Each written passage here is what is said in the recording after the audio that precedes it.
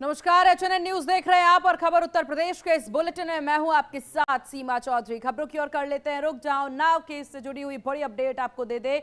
Unnao rape case में कुलदीप सेंगर को बड़ा झटका लगा है। सुप्रीम कोर्ट ने हाई कोर्ट के आदेश पर रोक लगा दी है। सेंगर की जमानत पर रोक लगाई गई है। ये बड़ी जानकारी आपको दे दे।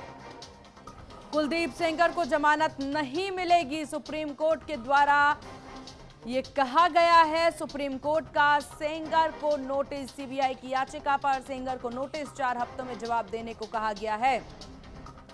तो देखिए, कुलदीप सेंगर को अभी जेल में ही रहना होगा, क्योंकि देखिए हाईकोर्ट के द्वारा उम्र कैद की सजा हटाने की बात कही गई थी, जिसके बाद प्रदर्शन हुए। सीबीआई के द्वारा याचिका सुप्रीम कोर्ट में दायर की गई। उसके बाद अब ये फैसला हो रहा है कि अभी जेल में ही रहना होगा सेंगर को। सुप्रीम कोर्ट ने जमानत के आदेश पर स्टे लगा दिया है।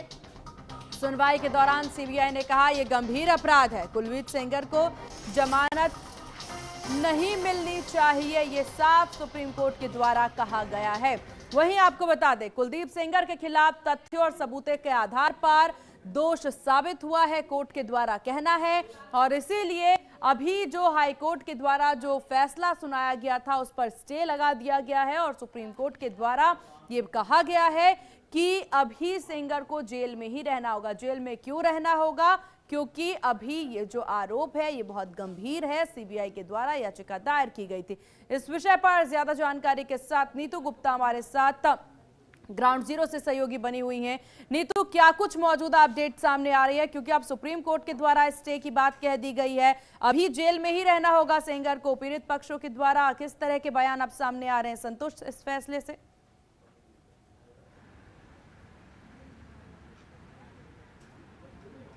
बिल्कुल, परिवार संतुष्ट नजर आ रहा है। एक नई उम्मीद यहाँ पर परिवार को जागी है कि सुप्रीम कोर्ट जरूर उसे न्याय दिलाएगा। ये अभी हाल फिलहाल में कोर्ट के अंदर पीड़िता की मां पहुंची है और हम इंतजार भी कर रहे हैं कि वो बाहर जब निकले तो उनसे हम पूछ पाए कि किस तरह से इस आदेश को देख रही है। लेकिन देखिए, इस वक्त अपडेट ये आ चुका है कि पीड़ित के वकील सुप्रीम कोर्ट के आदेश के बाद कह रहे हैं कि हमारे पास इतने सबूत है कि कोई भी अदालत समर्थन में फैसला देगी, उनकी तरफ से कहा गया है। लेकिन हमें थोड़ा सांस लेने में वक्त मिला है, हमें थोड़ा सा वक्त और यहाँ पर दिया गया है कोर्ट की तरफ से, क्योंकि 4 हफ्ते बाद इस पूरे मसले पर सुनवाई होनी है और 2 हफ्ते में जवाब दाखिल करना है कुलदीप सेंगर को। तो इसको लेकर अब देखिए, पीड़ित के वकील ने कहा है कि अब हम इस पूरे मामले में और तैयारी कर सकते हैं। और इसके साथ ही साथ देखिए, अब रिएक्शंस भी सामने आ रहे हैं तमाम नेताओं की। कांग्रेस नेता मुमताज पटेल ने कहा है कि इस आदेश से उम्मीद की किरण जगी है। वाकई, क्योंकि अब यहाँ पर परिवार जिस तरह से धरना प्रदर्शन कर रहा था, इंडिया गेट से उसे पुलिस की तरफ से हटा दिया गया और घर पहुंचने के बाद भी पीड़िता ये कह रही थी कि जो कोर्ट, दिल्ली हाई कोर्ट की तरफ से जो शर्तें दी गई हैं और उन शर्तों के तौर पर जमानत मिल रही थी सेंगर को, उसमें यही कहा गया था कि देश छोड़ के सेंगर को नहीं जाना होगा, पासपोर्ट अपना जमा करना होगा और अगर जमानत का कोई भी नियम तोड़ा जाता है सेंगर की तरफ से तो तिहाड़ जेल की सजा काटनी पड़ सकती है। और 5 किलोमीटर का जो दायरा तय किया गया था कि परिवार से दूर रहना होगा सेंगर और उससे संबंधित जितने भी लोग हैं। अब ऐसे में परिवार ये कह रहा है लगातार कि ये कुछ भी रही है जो शर्तें बताई गई है, क्योंकि प्रभाव सेंगर का इतना था, क्योंकि 2017 का ये मामला 2019 में सजा सुनाई गई थी कुलदीप सेंगर को और उसके बाद जिस तरह से रोड एक्सीडेंट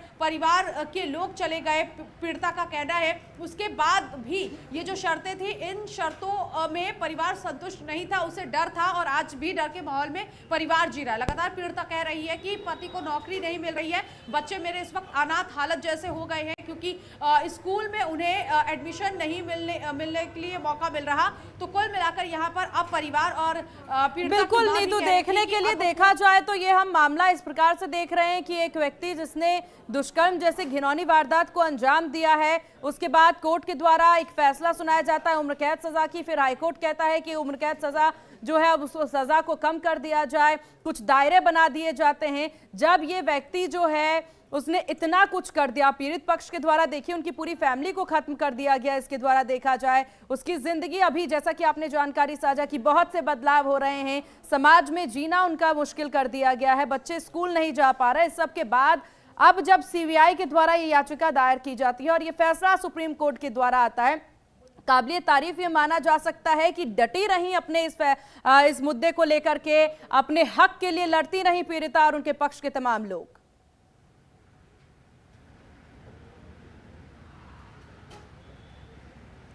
बिल्कुल, क्योंकि एक ऐसा प्रभावी नेता जिसके पास आज भी बहुत बाहुबल है, वो भले ही जेल में था लेकिन उसका डर अभी भी परिवार को सता रहा था।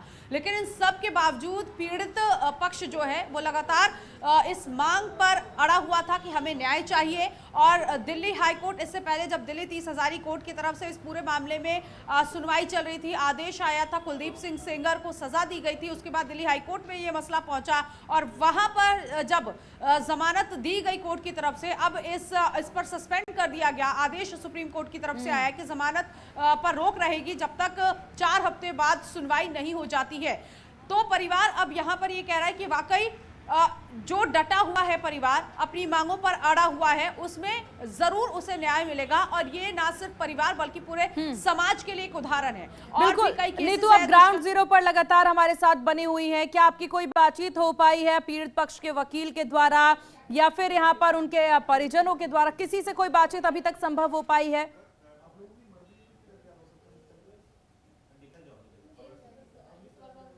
हालांकि देखिए, हमने मां को सुना और मां ने सिर्फ इतना ही कहा सुप्रीम कोर्ट के आदेश के बाद कि हमें उम्मीद की किरण जागी है और हम उम्मीद कर रहे हैं कि हमें न्याय जरूर मिलेगा। मैं बस इतना ही कहूंगी, सुप्रीम कोर्ट के फैसले को लेकर मां ने यही कहा और फिलहाल अभी वो अंदर मौजूद हैं और इंतजार यही किया जा रहा है कि जब वो बाहर आएंगे तो हो सकता है हम उनसे कुछ और सवाल कर सके।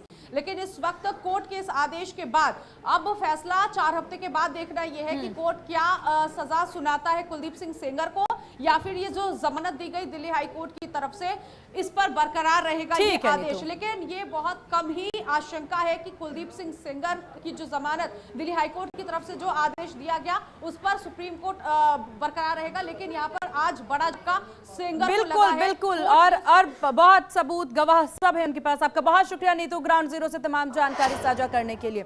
खबरों में अब आगे बढ़ते हैं, बात करते हैं सीएम योगी आदित्यनाथ के दौरे को लेकर के। देखिए, सीएम योगी आदित्यनाथ गोरखपुर के दौरे पर हैं। सीएम ने सोमवार सुबह गोरखनाथ मंदिर में रुद्राभिषेक किया। शक्तिपीठ में वैदिक मंत्रोच्चारण के साथ हवन संपन्न हुआ। इस दौरान उन्होंने सभी लोगों के सुख समृद्धि की कामना भी की है। तो ये बड़ी जानकारी आपको दे दे, अपने दौरे के दूसरे दिन सीएम योगी आदित्यनाथ जो हैं यहाँ पर देखिए पूजा करते नजर आ रहे हैं। तस्वीरें सीएम योगी आदित्यनाथ की गोरखनाथ मंदिर में रुद्राभिषेक उनके द्वारा किया गया है, जिसकी तस्वीरें आप देख सकते हैं।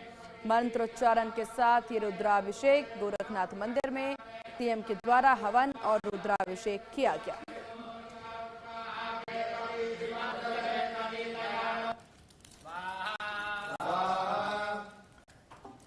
तो बड़ी जानकारी, गोरखनाथ मंदिर में रुद्राभिषेक और हवन, सीएम योगी ने रुद्राभिषेक और हवन किया, ये बड़ी जानकारी आपको दे दे।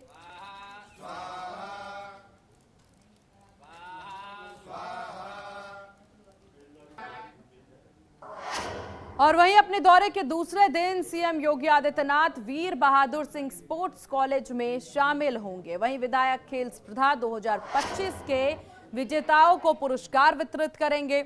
इस समारोह में आपको बता दें कि कबड्डी, वॉलीबॉल, जूडो, कुश्ती प्रतियोगिताओं के विजेता खिलाड़ियों का सम्मान किया जाएगा। ये कार्यक्रम उत्तर प्रदेश में खेल प्रतिभाओं को प्रोत्साहित करने, सशक्त खेल संस्कृति के निर्माण की दिशा में एक महत्वपूर्ण पहल के रूप में आयोजित किया जा रहा है। तो गोरखपुर से खबर, जहां अपने दौरे के दूसरे दिन देखिए सीएम योगी आदित्यनाथ जो हैं वीर बहादुर सिंह स्पोर्ट्स कॉलेज में शामिल होने वाले हैं, क्योंकि यहां पर विधायक खेल स्पर्धा के समापन समारोह में वो शामिल होंगे। विजेता खिलाड़ियों को यहां पर पुरस्कार देते नजर आएंगे, सम्मानित करते नजर आएंगे और उसको लेकर के ये महत्वपूर्ण कार्यक्रम। और इस विषय पर ज्यादा जानकारी के साथ संवाददाता पुनीत मोहन फोन लाइन पर हमारे साथ बने हुए हैं। पुनीत, क्या कुछ जानकारी मिल रही है सीएम के कार्यक्रम को लेकर? आदित्यनाथ का गोरखपुर दौरे का आज दूसरा दिन है, जहां सुबह उन्होंने गौ सेवा करी, पूजा अर्चना करी। उसके बाद जनता दर्शन में जो लोग आए थे उनकी समस्याओं को सुना। दोपहर में तकरीबन 2 बजे के आसपास वीर बहादुर सिंह स्पोर्ट्स कॉलेज में सीएम योगी आदित्यनाथ मुख्य अतिथि के रूप में शामिल होंगे, जहां पर विधायक खेल स्पर्धा का समापन कार्यक्रम है। ऐसे में खेल भावनाओं को बढ़ावा देने के लिए, खिलाड़ियों को प्रोत्साहन देने के लिए लगातार उत्तर प्रदेश सरकार प्रयास करती रहती है। आज सीएम योगी योगी आदित्यनाथ खुद गोरखपुर में मौजूद है और विधायक खेल प्रतिस्पर्धा जो कार्यक्रम चल रहा था उसका समापन है। ऐसे में सीएम योगी आदित्यनाथ वहां मुख्य अतिथि के रूप में जो विजेता है खिलाड़ी उनको सम्मानित करेंगे। सीधे तौर पर देखा जाए तो लगातार गोरखपुर जब भी योगी आदित्यनाथ रहते हैं किसी न किसी तरह की सौगात गोरखपुर वासियों को देते रहते हैं। कल उन्होंने विरासत गलियारे का निरीक्षण किया था। मेला लगने वाला है उसको लेकर के अधिकारियों के साथ में बैठक करी है। आज कड़ाके की ठंड और शीतलहर थी, इसके बावजूद जो लोग अपनी समस्याएं लेकर के मुख्यमंत्री योगी आदित्यनाथ के पास पहुंचे थे, सुबह उन्होंने जनता दर्शन कार्यक्रम में उनकी समस्याओं को सुना है और सीधे तौर पर जो अधिकारी हैं उनको आदेशित किया कि समस्याओं का निस्तारण किया जाए।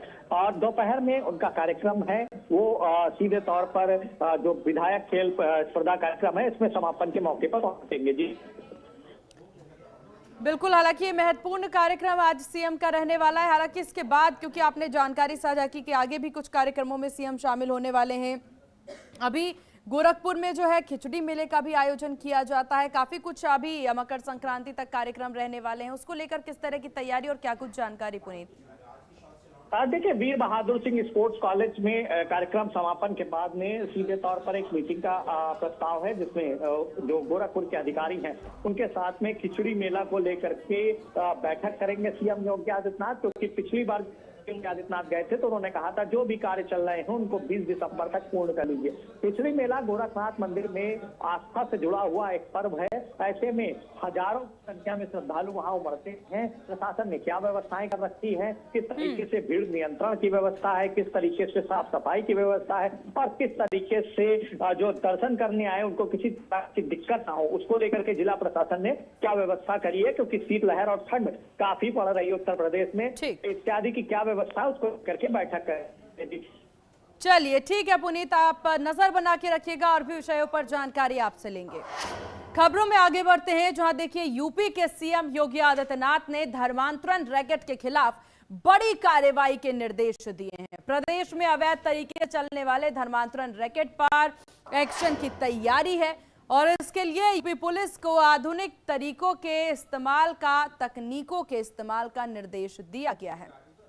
सीएम योगी ने कहा कि ऐसे गिरोह के खात्मे के लिए आर्टिफिशियल इंटेलिजेंस यानी कि एआई, वित्तीय ट्रेल, तकनीकी विश्लेषण, आधुनिक संसाधनों का प्रभावी और सशक्त उपयोग किया जाए।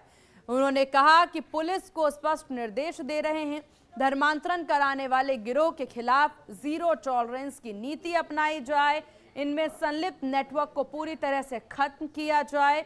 इसके साथ ही सीएम योगी ने सीमा निगरानी और सर्विलांस सिस्टम को अत्यधिक मजबूत करने के निर्देश दिए हैं ताकि किसी भी तरह की घुसपैठ, अवैध गतिविधि और आतंकी साजिश को समय रहते नाकाम किया जा सके। तो ये बड़ी जानकारी। देखिए, धर्मांतरण मामले को लेकर के सीएम सख्त हो रहे हैं और ऐसे में अब क्राइम कंट्रोल कैसे करना है उसको लेकर के भी पुलिस को निर्देश सीएम के द्वारा दिए गए हैं।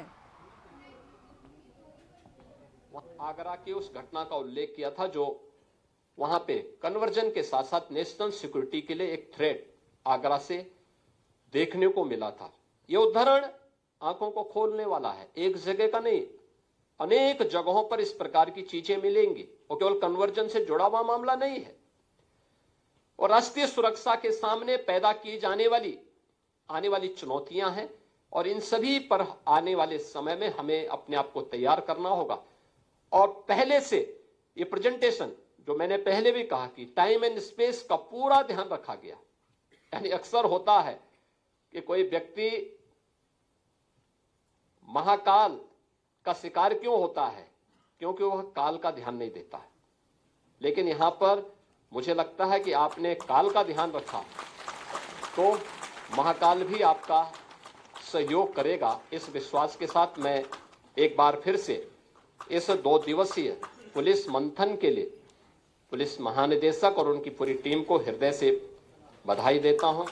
और इस विषय पर ज्यादा जानकारी के साथ संवाददाता पुनीत हमारे साथ लगातार बने हुए हैं। पुनीत, एआई का इस्तेमाल करने का निर्देश सीएम के द्वारा दिया गया है कि धर्मांतरण के जो मामले इतने बढ़ते नजर आ रहे हैं तो आप इंटेलिजेंस का इस्तेमाल करें, और क्या कुछ बड़ी जानकारी इस पर? देखिए, सीधे तौर पे जिस तरीके से उत्तर प्रदेश पुलिस मुख्यालय में अधिकारियों का अधिवेशन चल रहा था, ऐसे में मुख्य अतिथि के रूप में सीएम योगी आदित्यनाथ मौजूद थे। उन्होंने उत्तर प्रदेश की कई घटनाओं का जिक्र करते हुए कहा कि धर्मांतरण उत्तर प्रदेश का एक मुख्य मुद्दा है। 2017 से पहले धर्मांतरण के जो मामले थे उनमें पुलिस कोई एक्शन नहीं लेती थी, जिसके चलते ये मामले लगातार बढ़ रहे थे। लेकिन अब योगी सरकार इस पर सख्त एक्शन ले रही है। 2017 के बाद से ही धर्मांतरण कराने वाले जो गिरोह थे उनको नाबूद किया गया है। अब इसमें आधुनिकता का सहारा लीजिए, एआई का सहारा लीजिए, टेक्नोलॉजी का सहारा लीजिए, धर्मांतरण कहीं भी ना होने पाए। सोशल मीडिया पर नजर रखिए, क्योंकि ज्यादातर धर्मांतरण के जो मामले होते हैं अमूमन देखा गया है कि जो धर्मांतरण कराने वाले गिरोह से जुड़े हुए लोग हैं वो हिंदू नामों से अपनी साइट बनाते हैं, चाहे वो इंस्टाग्राम पे हो, चाहे वो फेसबुक पे हो, और हिंदू लड़कियों से मित्रता करके फिर उन पर धर्म परिवर्तन का दबाव बनाते हैं। अभी हाल ही में राजधानी लखनऊ के मेडिकल कॉलेज से भी ऐसा मामला सामने आया था, और छांगुर बाबा का मामला, बलरामपुर के जो छांगुर बाबा था उसका मामला पूरी तरीके से चर्चा में था। ऐसे में अब सोशल मीडिया पर नजर बना करके रखी है, एआई का प्रयोग करना है, जो टेक्नोलॉजी आपको यूज करनी है उसको करिए।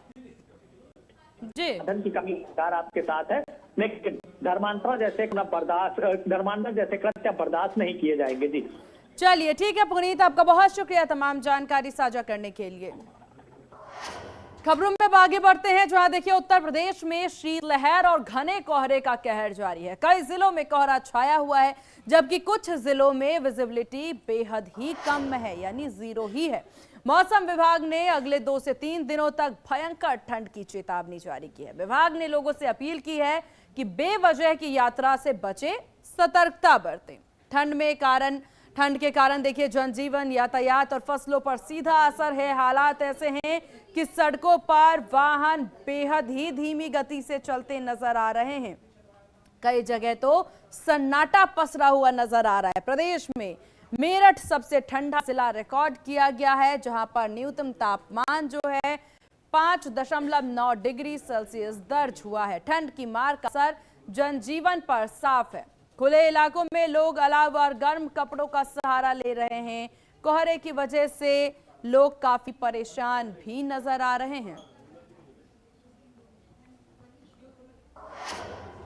यूपी में बढ़ती ठंड को देखते हुए सीएम योगी आदित्यनाथ सरकार ने 12वीं तक के सभी स्कूलों को 1 जनवरी तक बंद रखने के निर्देश जारी किए हैं। बड़ी जानकारी आपको दे दें, जहां पर मुख्यमंत्री ने स्पष्ट किया है कि शीतलहर के दौरान बच्चों की सुरक्षा सर्वोपरि है, इससे किसी भी प्रकार की लापरवाही नहीं की जाएगी। सीएम ने आदेश दिया कि ठंड और ठिठुरन से बच्चों को राहत दी जाए, और यहां पर इसके साथ ही सीएम ने अधिकारियों को निर्देश दिया है कि शीतलहर के दौरान लगातार क्षेत्र में भ्रमणशील रहें, ताकि किसी भी समस्या का तुरंत समाधान किया जा सके, मदद मिलती रहे। इसको लेकर के निर्देश दिए हैं। रैन बसेरों पर पर्याप्त व्यवस्थाओं का भी जिक्र सीएम के द्वारा किया गया है। बढ़ती ठंड के चलते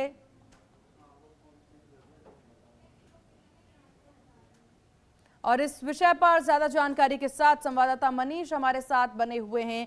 मनीष, ठंड बहुत ज्यादा है, शीतलहर के कारण कई तरह के आदेश दिए गए हैं सीएम के द्वारा। ग्राउंड जीरो से क्या कुछ अपडेट, कैसी पालना हो रही है इसकी?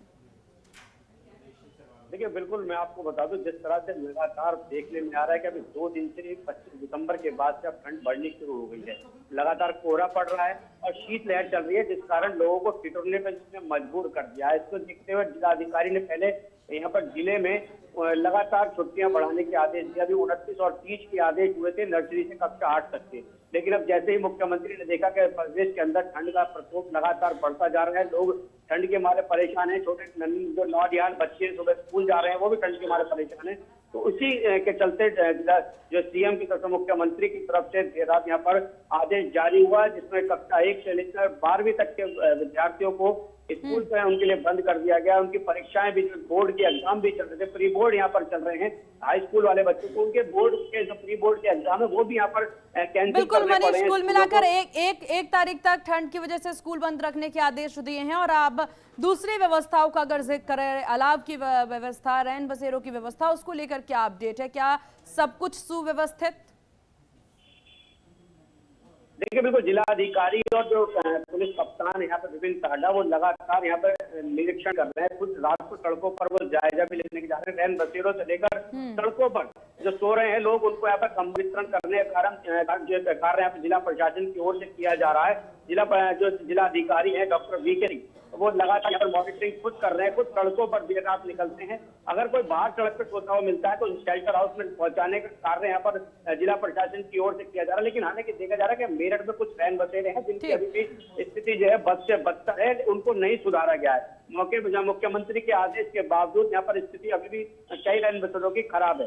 जहाँ पर शौचालय व्यवस्था खराब है, पीने का पानी की व्यवस्था नहीं है, जो रजाई गद्दे हैं वो भी फटे पड़े हैं। तो कहीं ना कहीं देखा जा रहा है बहुत जरूरी है इन तमाम चीजों पर खासा ध्यान देने के लिए। मनीष, आपका बहुत शुक्रिया तमाम जानकारी साझा करने के लिए। और इन्हीं खबरों के साथ इस बुलेटिन में बस इतना ही। बने रहिए HNN न्यूज के साथ। नमस्कार।